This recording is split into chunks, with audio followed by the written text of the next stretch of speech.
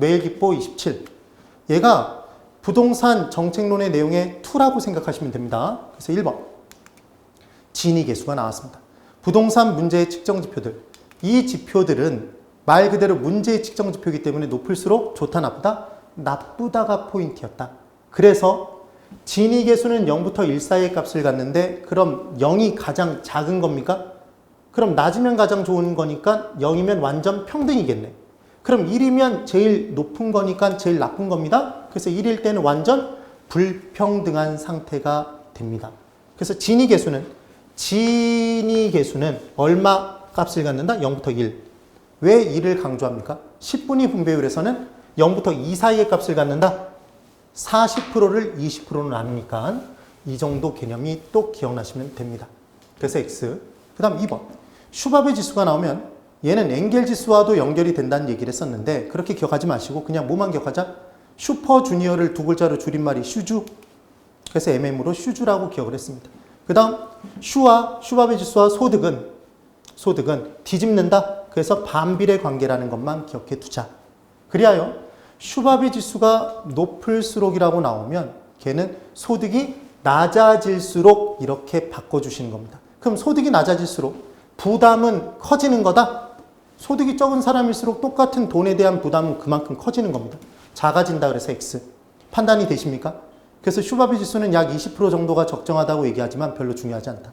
또 하나, 얘가 주거비이기 때문에 사실은 주거비가 차지하는 비중이니까 똑같은 돈을 가지고 똑같은 생활비를 가지고 도심에서 사는 경우와 외곽에서 사는 경우에 언제 생활비가 더 많이 든다?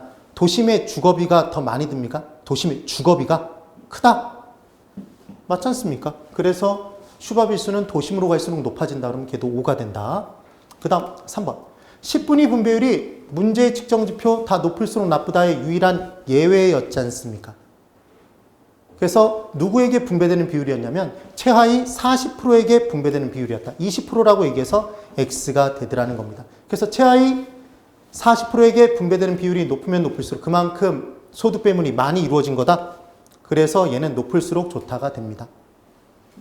꼭 정리가 되셔야 됩니다. 그리하여 10분위 분배율은 저소득층에게 분배되는 비율의 정도를 나타내니까 알고 싶은 게 최하위 40%가 되더라. 20%라고 해서 X. 그래서 40%를 20%로 나누면 1이 나온다, 2가 나온다, 2가 나와주더라는 것. 얘는 0부터 2 사이의 값이었습니다. 기억을 꼭 해두십시오. 그 다음 4번. 아까 봤던 내용이 이제 복습인 겁니다. 바로 눈에 보이는지 보십시오. 시장 실패는 공공재의 부족, 공공재라고만 나와도 공공재의 부족이었습니다. 공공재, 시장 실패 요인. 정보의 비대칭성, 정보 가진 사람, 정보 가지지 못한 사람보다 초과이익 누린다, 시장 실패. 독점, 독점을 누린 회사는 초과이익 누린다, 시장 실패. 규모의 비경제입니까? 경제입니까? 규모의 경제지 않습니까? 그래서 X입니다. 그 다음 5번. 독점, 규모의 경제, 여기까지 맞습니다. 근데 봤더니 비용 체증 산업이라고 나왔다. 규모의 경제는 대량 생산을 통해서 단위당 생산 비용을 낮추는 거다. 그것만 기억하시면 됩니다. 그러니까 체감이지 체증이 아니더라는 겁니다. X. 그 다음 6번. 공공재는 비배제성의 문제가 발생하므로 비용을 들이지 않은 사람도 올라타서 같이 쓴다. 무임승차자 문제 발생. 그래서 시장에서 뭐 되는 거다? 과소생산된다. 시장에 맡겨놓으면. 남이 만들 때까지 기다린답니다. 그래서 5. 7번. 정의 외부효과 딱 문제가 나오면 저는 어떻게 푸냐면 정의 외부효과 동그라미 쳐놓고 정부 입장에서 판단하니까 사회적인 이익이 큰 거다. 그래서 사회적 이익이 더 크다 그랬으니까 괄호를 넣어보면 지금 부등호를 넣어보면 이렇게 되는 거 아닙니까? 이 내용대로 표현해보면. 그럼 사회 전체적인 이익이 커졌으니까 좋다. 정의 외부효과 5가 됩니다. 그럼 여기서 질문합니다. 정의 외부효과가 발생했으면 사적 이익보다 사회적 이익이 커졌으면 정부는 개입하지 않는다. O입니까? X입니까? X입니다. 개입합니다. 왜? 얘는 시장에서 좋은 놈인데 냅두면 과소생산되니까 조장하는 정책을 펼치지 않습니까? 그래서 정의 외부효과도 뭐라는 것? 시장 실패의 요인이라는 걸 꼭 기억을 해 두십시오. 그 다음 8번. 부의 외부효과를 유발하는 재화는 맡겨놓으면 이 나쁜 놈은 시장에서 신나서 더 만든다? 과다 생산되더라는 겁니다. 과다 생산. 그래서 5. 그 다음 9번. 부의 외부효과 문제는 환경에 재산권을 부여함에 따라서 환경에 대한 재산권 시장에서 해결할 수 있더라. 이게 바로 코제 정리입니까? 코제 정리? 였습니다. 그래서 외울 때 코제 정리가 정후 외부 효과와 관련이 있는지 부의 외부 효과와 관련되어 있는지를 이걸 함정을 팔 수 있기 때문에 기억하시는 방법은 부의 외부 효과로 나오면 코브라 이게 외부 불경제로 나오면 코불소 무슨 동물의 왕국도 아니고 이렇게 기억을 한번 해보시면 됩니다. 그래서 반드시 정부의 정책에 의해서만 해결이 가능하고 시장 자체의 힘으로 불가능하다고 얘기를 했는데 시장 자체의 힘으로 해결 가능한 극명한 예가 바로 뭐다? 코제 정리입니다. 그래서 X. 10번.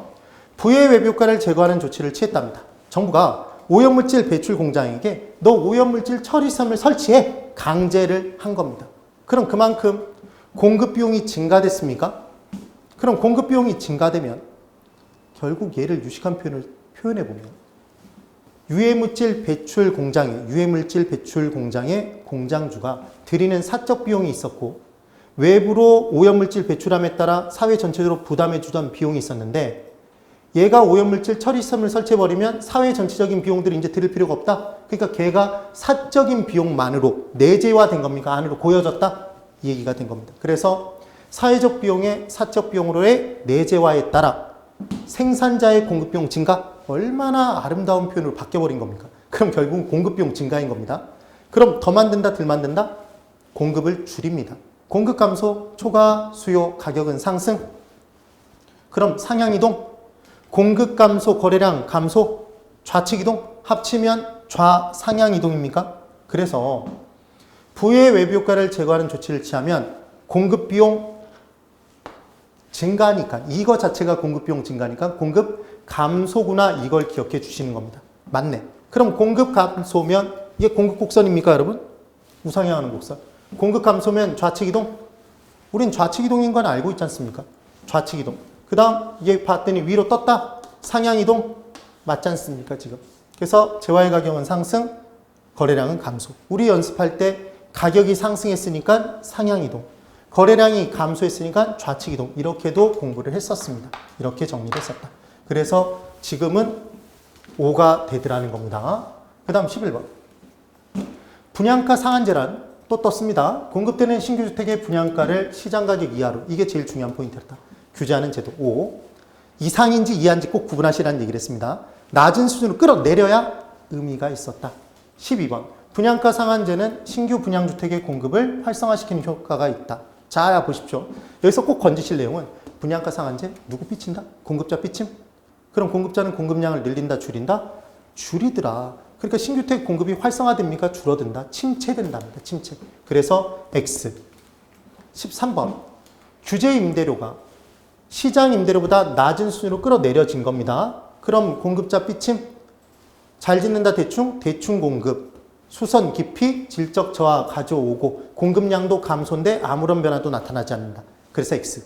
여기서 딱 한 단어만 고치면 이 문장이 전체적으로 다 5가 되는데 이것만 뭐로 바꾸면 높은 수준으로 바꿔버리면 됩니까? 높게 규제했을 때로. 그래서 13번 X. 14번. 규제 임대료가 시장 임대료보다 낮으면 확인 뜨고 제대로 규제했네. 그러면 아까 봤던 그 내용 다 나타나겠구나.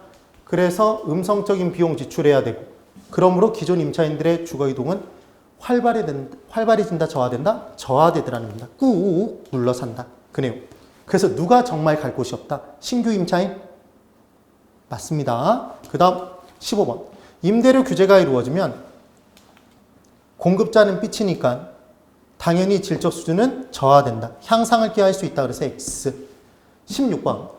공공임대택의 공급 시 공공임대택의 임대료는 시장 임대료보다 높게 책정해서 시장에 공급해 주겠습니까? 정부가? 말도 안 됩니다. 그래서 낮게 공급해 주니까 이 시장으로 옮겨가는 거 아닙니까? 공적 시장으로. 그래서 사적 시장에서의 수요의 감소로 사적 시장의 임대료도 하락. 머물러 살고 있는 사람, 옮겨가는 사람, 단기에는 둘 다 이익. 전체적으로는 수량 증가, 단기에는. 그 내용이었습니다. 그래서 사적 시장의 임차인이 공적 시장으로 옮겨오는 이유는 낮은 임대료로 규제, 이때 공급이 되니까. 싸니까 옮긴 겁니다. 그 다음 17번. 공공임대택의 공급 이루어지면 장기적으로는 공적 시장의 공급량만큼 사적 시장의 공급량이 감소합니다. 그래서 만약에 단기적으로 공적 시장의 공급이 100채가 이루어졌으면 장기에는 사적 시장의 공급이 꼭 100채가 줍니다. 그럼 전체 수량은 원래대로 돌아가 버리더라. 그럼 수요자 입장에서 대체할 집이 많아지는 효과가 없어지니까 수요의 탄력성이 커지는 효과도 없고 조세 정가를 줄여주는 효과도 없어집니다. 다 사라져버린다. 꼴랑 하나 남더라. 기억나셔야 됩니다. 그래서 장기적으로 전체 임대택의 수량은 증가한다, 불변이 된다? 불변이 된답니다. 는 만큼 공적 시장에 는 만큼 사적 시장에서 주니까 그 얘기가 됩니다. 그 다음 18번. 선분양 제도에서는 건설자금 이자를 사실상 수요자가 부담한다 이렇게 문제가 나왔습니다. 그래서 선분양은 먼저 분양을 받았으니까 그 건설자금, 분양대금으로서 건설자금을 쓰니까 건설자금 수요자가 부담하는 것이 되고 건설자금에 대한 이자도 수요자가 부담하는 게 되더라는 겁니다. 이것도 만약에 정말 헷갈려서 어려우면 시옷시옷 하면 됩니까? 온갖 게 시옷시옷, 히읗히읗, 이응이응 온갖 이런 내용들이 있습니다. 지읒지읒. 그 다음 19번.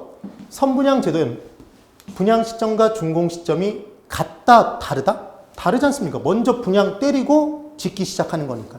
그래서 다름에 따라 그 차익을 누리고자, 시세 차익을 누리고자 들어가는 사람, 투기 수요가 발생할 여지가 있어서 팔고 떠나는 걸 막는 조치를 취합니까? 전매 금지 조치를 취할 필요가 있다. 그래서 X가 됩니다. 매입보 지금 27의 내용까지를 한번 풀어봤습니다.